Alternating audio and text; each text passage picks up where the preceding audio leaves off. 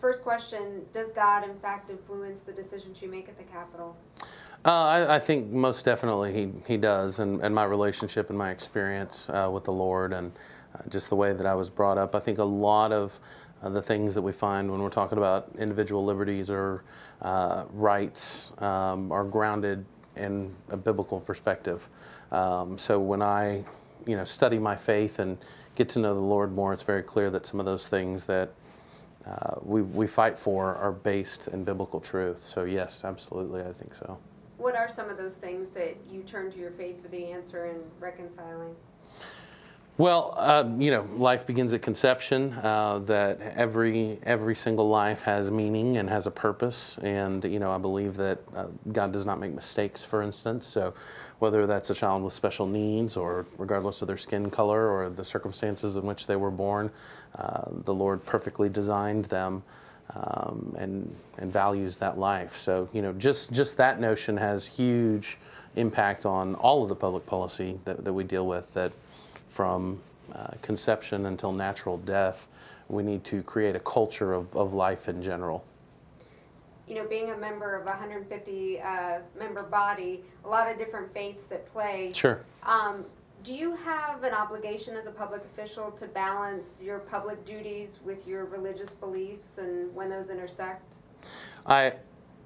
Yes, I think so. I swear an oath to the Constitution when I'm sworn in on day one. So there are many times that I vote a certain way that I may not personally agree with from a biblical perspective. But at the end of the day, what I'm trying to do is foster an environment where the church and my beliefs can prosper.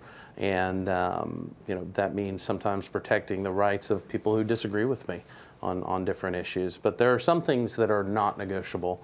Like I said, the life issue, for instance, and some of those things. Those are not up for negotiations with me. Speaking to that issue in particular, talking about the 20-week ban for abortions and the fetal abnormality exception, what do you say to somebody, or I guess how do you defend that in your faith? What does God tell you in that a woman who is carrying a child with fetal abnormalities needs to carry it if she finds out past 20 weeks? Well, first thing, and this is where things get a little bit difficult, because there's a human aspect to dealing with some of those issues, and then there's a legislative way of dealing with it. First thing that I would do is try and love the person, show them respect and whatnot, and try and have a heart towards the situation. But at the end of the day, I would try and convince them on a personal level that this may be tough for you, but we're looking at a small picture instead of the larger picture, for instance, that the Lord would be looking at. So explaining to them that this may feel bad or wrong, but it's actually perfect, and someone who sees a much larger perspective. And so I don't know if that answers your question, but... I guess, that person, that mother, father are going to face hardships in trying to Sure. raise and care for that child. As a member of the legislature and based on your faith, are you ready to put resources behind that to help that mother just get Absolutely, by? and I think that's one thing that the life movement hasn't done as good of a job at. We talk about, life begins at conception, and we vote that way. But what we need to do is we need to create a culture of life in the state of Texas. I was happy to work with Representative Israel, who probably couldn't be further apart on the spectrum politically, but she had a bill that dealt with pregnant women in prison.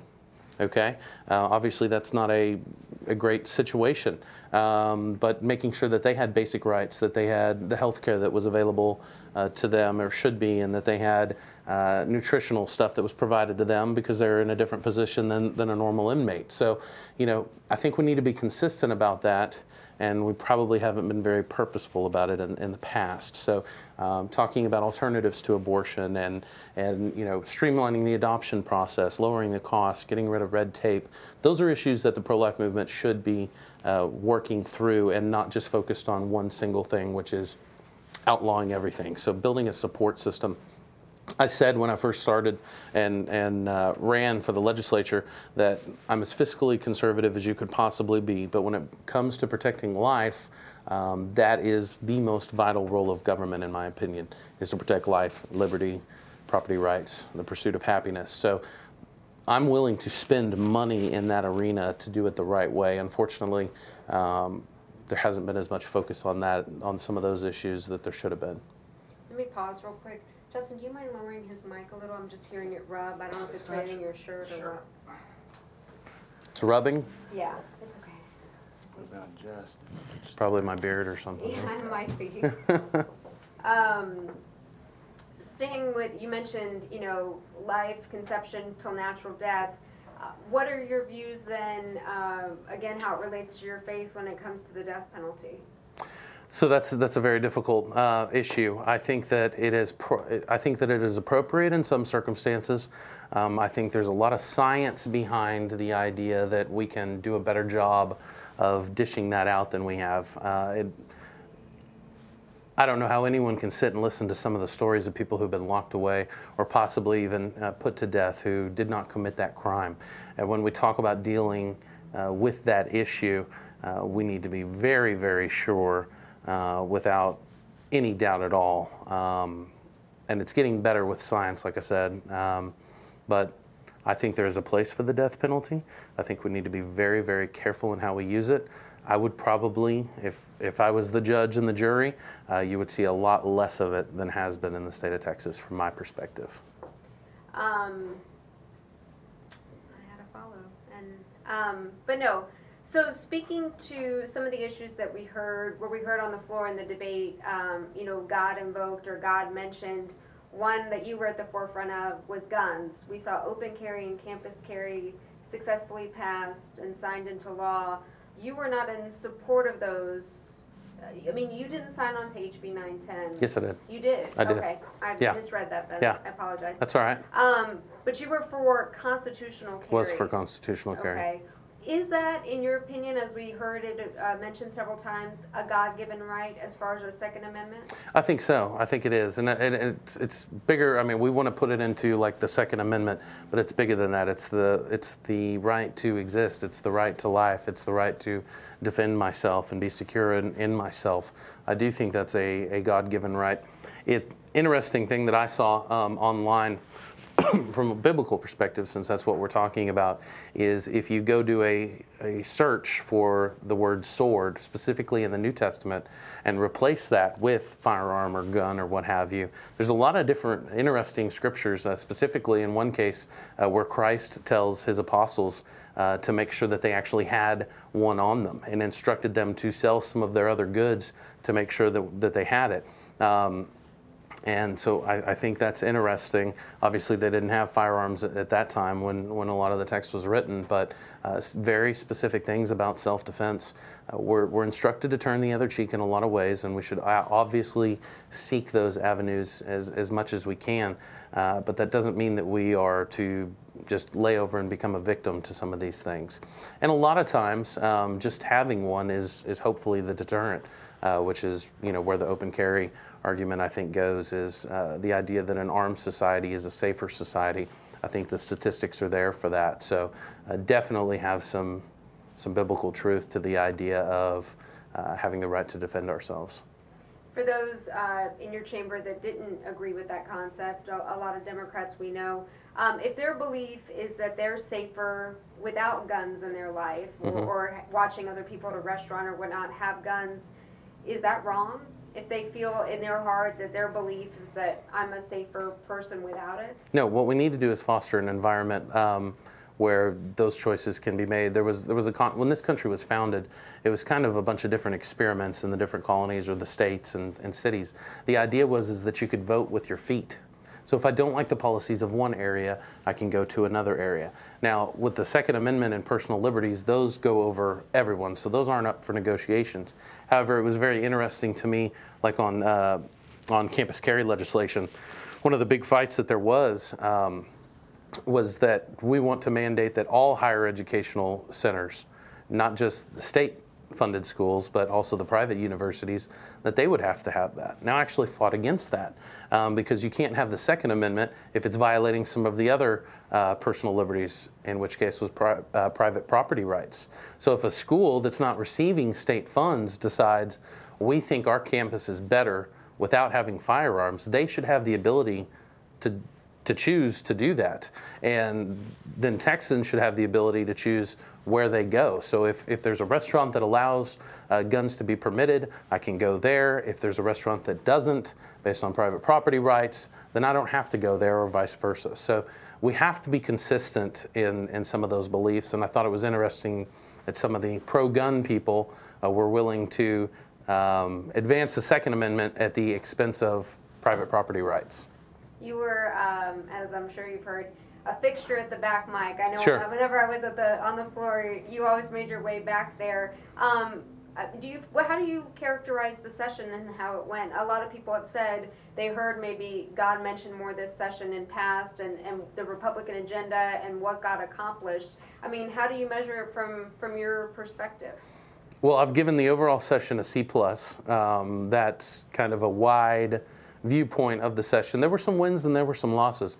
I was very happy with the fiscal side of things. I thought, you know, as a Christian, we're called to be fiscally responsible, so I think we did a great job there. There were other missed opportunities on things that I would have liked to see happen that never saw the light of day, that were a bigger disappointment.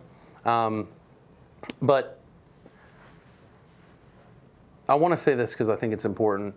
My faith defines me as a person, okay? But I'm not looking to force feed that onto anybody else. So I'm not filing legislation that is just going to advance my Southern Baptist views onto everyone else. I want to foster an environment where my views that I think are right and I know to be true in my own heart have the ability to succeed. I fight for limited government, for smaller government, for less spending, less regulations, because I think it's good for the economy. But I also think it will foster an environment where my faith can rise to the top. But that doesn't mean that I'm necessarily trying to legislate morality. I don't think that that is what Christ wanted us to do either. When you look at specifically, you know, they asked about taxes at one point in the New Testament. They said, what are we supposed to do with this? And he said, pay to Caesar what is Caesar and pay to God what is God's. He did not tell us to go in and help feed the poor by giving money to Caesar to let him feed the poor. He told us to go do that individually. So a lot of times I look at it as a fight for limited government, bringing government down so that God can be bigger, that there's more of a role for church and for the people to have their ministries that I think are more efficient with the money, and they're more effective in the long term, and they're actually changing lives. So does that make sense to you? Yeah, and many would argue, talking about just you know, where God is and whatnot, that it's absent from schools these days. You know, we heard Patrick's advisory council call Abbott's PreK plan a godless environment and whatnot. Did you ever send your kids to PreK, or would you agree with that? We did send our kids to PreK. It was at our church, and you know, that was something we paid for out of pocket. It was 2 days a week, I think, for about half a day. It certainly helped. What we need to do beyond that is encourage a place, you know, in regards to education, where parents are more involved in the process. And I think there was some major concerns that I think were valid that said, if you take away responsibility of the parents and you offer them something that you're going to do for them instead, they're not going to be as involved as we want them to be. So we got to get back to the notion of personal responsibility across the board. Did that play into you and your wife's decision to homeschool? Or it did, and that's why I fight very hard to maintain those things. I mean, look, I tell people all the time, we're blessed in Texas. We have a very strong homeschool group in Texas that's fighting for those rights. We have a lot of rights as homeschoolers. We need to fight to preserve that. Public education is not going to be the answer for every single one. We have an obligation constitutionally to provide that to everyone, but that doesn't mean that everyone is going to succeed in that system, which is why it's vitally important that we need to continue to fight for the rights of all Texas kids, regardless of which school they go to or what their parents decide is best for them and their family. You mentioned that you worked across the aisle with Representative Israel on that bill. Obviously, and this is me guessing, but would it be accurate to say that you're on opposite ends when it comes to the view of same-sex marriage? Yes. Now, I'm taking the position now that we need to get government completely out of the marriage game in general, but I personally believe that marriage is between a man and a woman, absolutely. As far as when it comes to upholding the Constitution versus your moral and faith beliefs, which one wins? I think, well, definitely my faith comes first, but I think luckily we're in a place where most of the Constitution is in line with my views. So I think this is one of the first times that I'm aware of where they contradict each other. And I blame that more on a out-of-step Supreme Court than actual them following the Constitution. So hopefully we'll get to a point where we get the government completely out of marriage at this point and return that back to the churches, which handled it before. Would you be okay with that? I mean, for your marriage, and I mean, just all the benefits that come with it, though? Yeah, I mean, look, if we got to a position where we weren't picking winners and losers, whether we, trying to promote marriage or trying to promote this kind of business or what have you, I don't want the government involved in my marriage, and I would fight for equality across the board on taxes and incentives and things like that. How about your colleague in the House, Representative Simpson, and his view of marijuana and it being a God's plant and that we should regulate it as such or not regulate it? Do you share those views?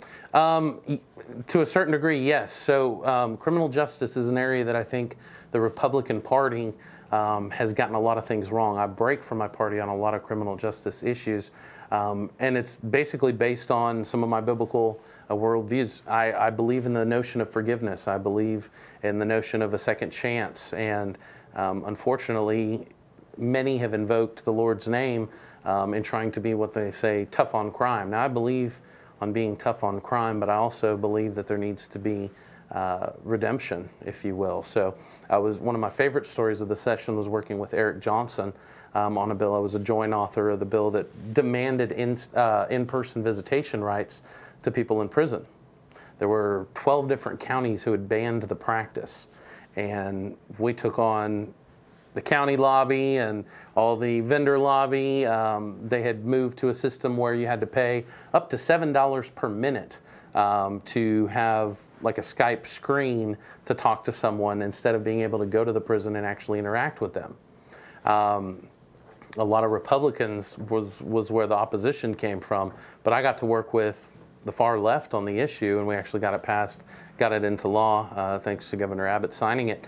But that was a faith-based move for me, because when you look at taking out in-person visitation rights, we heard from pastors all over who said, we've dedicated our lives to this prison ministry and developing a relationship with these folks and trying to help them. We frankly, this completely puts an end to everything that we've been doing. And the idea that someone can't see their kids, they lose all hope, and there's a certain level of quality of life and just human dignity that we have to work with. So I've really had a lot of fun working with people who most would not expect me to work with on issues like that. I would like to start dealing with some, giving back the right for people to vote who've committed a felony, restoration of rights. I think it's been hypocritical of a lot of quote-unquote pro-gun people that someone commits a felony, they go to prison, they serve their time, we send them back out into society, but we say, you now don't have the right to defend yourself, so you can't ever carry a gun again.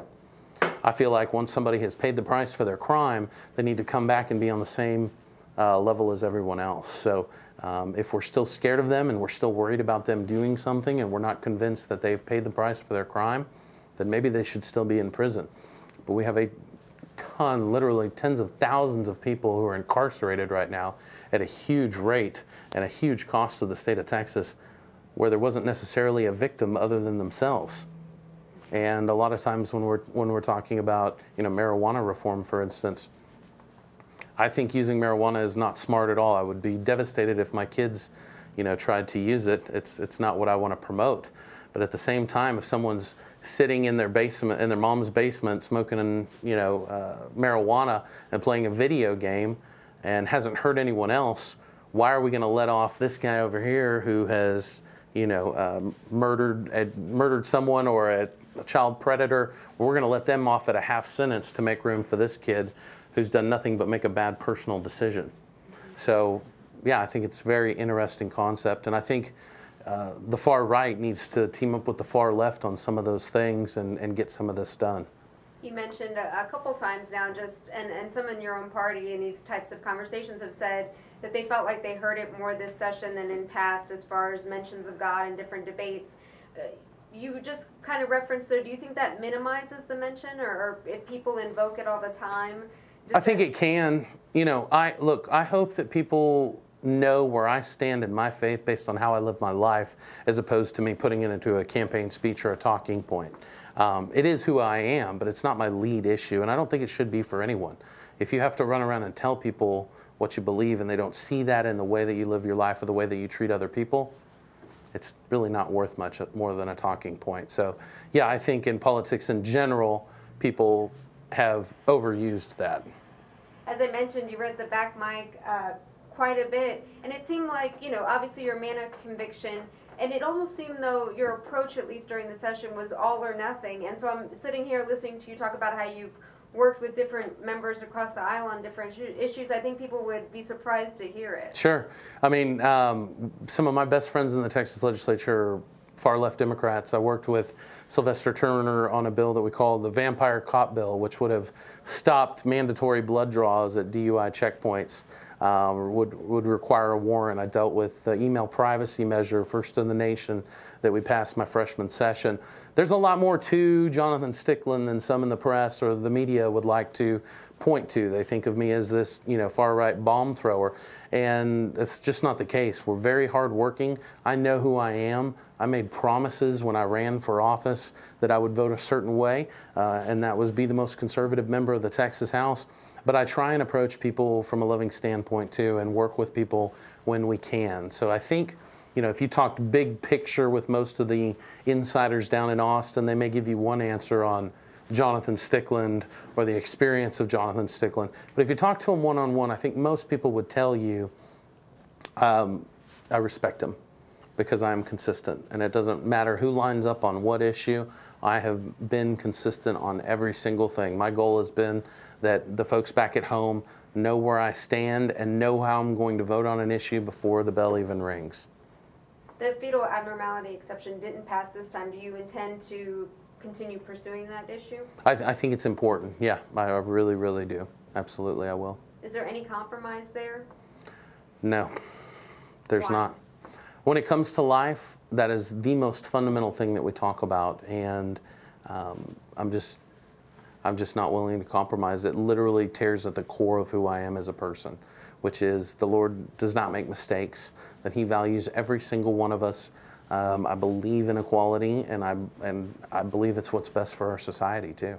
To challenge you on a point, you talked about how it's not your position to impose your beliefs on others, but some on the left or even some women might say, but it's my body, why can't I make that decision? Sure. I think that once conception happens, that we have to protect the most innocent at that point, which would be the child inside of them. So I think that supersedes anything that they're dealing with. And look, it's not always pretty. I understand that, and I know that it's always hard, but I truly believe in my core that it's happening for a specific reason, and that life has value, and that it's worth protecting. I mean, I really do believe that in my core. I do want to have compassion for those people as much as possible, and try and help them through that process. And like I said, that's one area that I'm willing to spend bukus of money to promote that culture of life.